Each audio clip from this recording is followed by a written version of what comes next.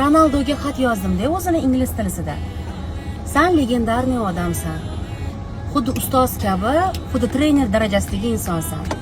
Bizani o'zbekistonliklar endi yetishib chiqayotgan yangi avlod. Ular ham seni yoshingga yetganda xuddi shunaqa 5-0 natijasini ko'rsata oladi dedim. O'rtoqlar, haqiqatan ham Ronaldo tirik afsona. Agarda ertaga bu o'lsa, butun dunyo buni xotiralaydi, butun dunyo shuni kumir deb bilib, bitta davrda yashab o'tmagani uchun afsus qiladigan darajadagi inson. Chunki kelajak avlod shunaqa inson yashab o'tgan ekan tarixda deb baribir kumir deb bilib harakat qiladi-da. Bizani o'zbeklar shu inson bilan bitta stadionda top urishdi, tasavvur qilinglar, bitta stadionda futbol o'ynashdi. Buni o'zi juda ham katta natija, hammaga ham emas. Tasavvur qilinglar, xuddi Munisa Rizayeva bilan o'zimizning Rayhon, Jennifer Lopez, Beyonce yoki Shakira bilan birga katta konsertda, xalqaro katta arenada duet kuylasa, xuddi shunaqa. Yoki bo'lmasa, men dizaynerman, mashhur xalqaro o'rindagi Chanel, Dolce Gabbana, Versace ga o'xshagan dizaynerlar bilan kolleksiyam bitta podiumda, xalqaro podiumda ishtirok etsa, yoki men aktrisaman, tasavvur qiling, men Angelina Jolie bilan birgalikda kinoda bitta epizodda rol ijro etsam, zo'r-ku. Men shu 5-0 bo'lganiga hamcha xafa bo'lmadim. Men umrimda birinchi marta kino ko'rdim. Mana ko'rasizlar, men faqat kino ko'raman. Men umrimda birinchi marta futbol ko'rdim, o'rtoqlar. Ko'rishga majbur qildira oldi Ronaldo Husanov Abbos degan futbolist bolalar. Shu paytgacha men futbol ko'rmaganman, futbolistlarni tanimayman. Yolg'on bo'lmasin, faqatgina Odil Ahmedov taniganman, chunki shaxsan ular bilan tanish bo'lganim uchun. Men futbol tushunmayman, F harfini ham. Umrimda birinchi marta bolalarim bilan biz oilaviy futbol ko'rdik. Meni futbolga qaytara oldi shu jamoa. Bu degani, bu katta natija. Hamma ham nima desa bo'ladi? Hech kim majburlab televizor oldiga olib keltira olmaydi-da. Chunki haqiqatan ham ko'rgim keldi va menga qiziq bo'ldi. Qaysi joyiga maza qilib bilasizlarmi? Shu Ronaldo o'yin boshlanishidan oldin chiqib keldi-yu stadionga, sher bo'lib, va bizani o'zbekistonliklar sher bo'lib chiqib keldi-yu, o'sha joyini o'zini ko'rsam bo'ldi edi o'zi. Shundan keyin televizor o'chirsam ham bo'lardi. Menga o'sha joyi juda ham muhim bo'ldi va vau dedim, chunki bu haqiqiy mo'jiza. Chunki bu legendarniy odam mana shu inson bilan bitta darajada, bitta levelda jahon chempionatida o'ynab ko'rishi o'zi, uchrashishi o'zi, gaplashib ko'ra olishi o'zi bu fantastika.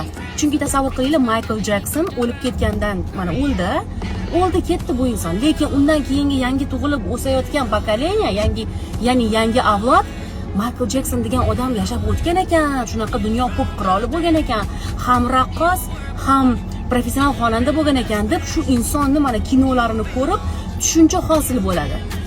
Odamlar afsus chekadi Michael Jacksonni davrida tug'ilmaganiga. Ya'ni uni yo'nalishidagi fanatlar demoqchiman. Endi futbolga ixlosmand yoshlar hammasi uchun bu kumir Ronaldo, Messi. Boshqasini tanimaydi bizani baribir yangi avlod. Ya'ni shu Ronaldoni fanatlari baribir shu inson bilan qachondir uchrasharmikinman degan orzu bilan futbolda baribir shuncha karyera qiladi, shuncha trenirovka qilishadi-da. Men ishonamanki, bizani O'zbekiston mana shu futbolchilarimiz ham Ronaldoni haqiqiy baribir qalban muxlisi bo'lgan. Qalban Ronaldo bo'laman kelajakda degan bir umidi bo'lgan. Bu xolasiz xolamassiz haqiqatan ham shunaqa. Kechagina o'yindagi ishtirok etgan yigitlar bolaligida Ronaldo O'zbekistonga kelgan paytida rasmga tushgan ekan birga. O'sha bolalar yetilib ulg'ayib, mana jahon chempionatida kimsan Ronaldo bilan birgalikda top surishdi. Bu dahshat-ku. Kecha 5-0 bo'lganidan-chi men umuman xafa bo'lmadim borku. 5-0 bo'ldi. Nechta odam haterlar yozishdi, misol uchun, har xil negativlar bo'ldi-da baribir. Ajab bo'pti. Ajab bo'pti. 5-0 bo'ldimi? Ajab bo'pti. Bu ham hammaga emas. Misol uchun men fashion yo'nalishi bo'yicha o'sha Chanel, Balenciaga, Dolce Gabbana dizaynerlariga yutqizib kelishga ham roziman. Bu haqiqat, roziman. Qaniydi qatnashsam, qaniydi qatnashib keling. Fashion yo'nalishini, O'zbekistonni milliy liboslarini tanitib, o'sha butun dunyo mirovoy уровеньdagi mashhur brendlar bilan bitta podiumda qatnashib, men o'shani yutmasam ham, mayli, ishtirok etib keling. Jon deyman-ku, jon deyman. Zato bitta kadrda Ronaldo bilan bizani o'zimizni mana shu Husanov, Abbos degan yigitlarimizni ko'rdik va nechta insonlar butun dunyo miqyosida qanchadan qancha insonlar endi O'zbekiston haqida yana yangi tushunchaga va bilmagan tushunchalariga yana ega bo'ldi. Ya'ni hamma ham bilmasdi O'zbekistonni baribir. Endi butun dunyo tanilyapti.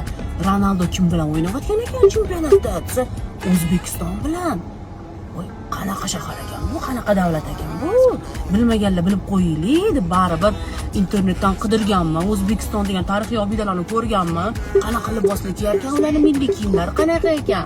Baribir ularni qilayotgan har bir yutug'i, ya'ni bizning futbolchilarimizning qilayotgan yutug'i boshqa kasb egalariga ham yaxshigina rivojlanish va o'sish olib keladi.